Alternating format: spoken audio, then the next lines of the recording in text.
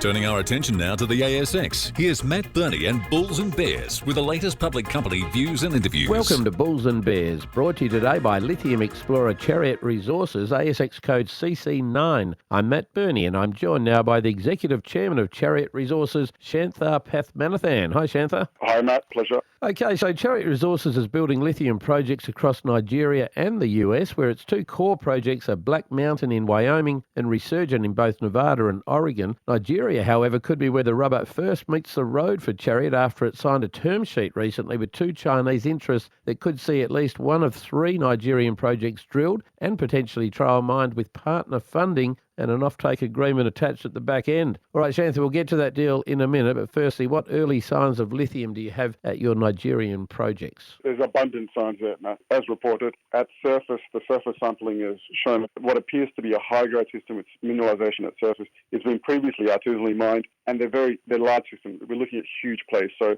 6-kilometre strike system at Fonlo, multiple kilometres at Igana, plenty of work to be done there.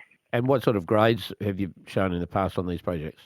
So to give you an example, 6.46% high grade at Fonlo and 2.32% average grade. Igana, 6.48% and average grade of 2.67% lithium oxide. So that's an exceptionally high grade system. Certainly good numbers. Now, there are three commercial players, yourself included in this term sheet that Chariot has just signed. Let's start with drilling and trial mining. Who brings the chequebook for those activities and why? Zhongnu is the company. Their parent company remains undisclosed at this point. They own a sizable flotation plant producing lithium concentrate at 5% lithium oxide. Their current mine is being depleted. They need another dedicated feedstock source. They'll fund trial exploration, 1,500 metres of diamond drilling, and they'll fund the trial mining. They've got the fleet. They've got 40 trucks, haulage trucks, etc. They'll do the work as well and do the mining, and they will share in the revenue. Okay, well, speaking of mining, who will you sell it to? The biggest boon in this deal is C&D, the largest buyer of lithium on the planet, state-owned Chinese company. They're already buying lithium from Zhongnu.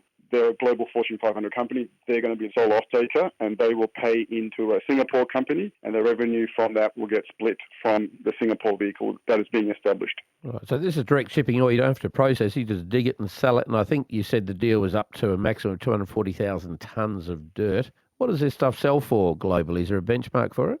Yeah, so the Shanghai metals market price for this is about $150 minimum at today's lithium carbonate price. But for a grade of, say, 1.5%, which we've modelled the numbers on, it's around $250 a tonne. And if the grade gets higher, it gets close to $1,000 per tonne of direct shipping ore. Shanthar Pathmanathan from Chariot Resources, thanks for joining me on Bulls and Bears. And remember, we're only here to give you information, not advice, which you should, of course, seek independently. I'm Matt Birney, and this is Bulls and Bears. For more public company CEO interviews, go to the Money page on the 6PR, 2GB, 4BC and 3AW websites and click the Public Companies tab.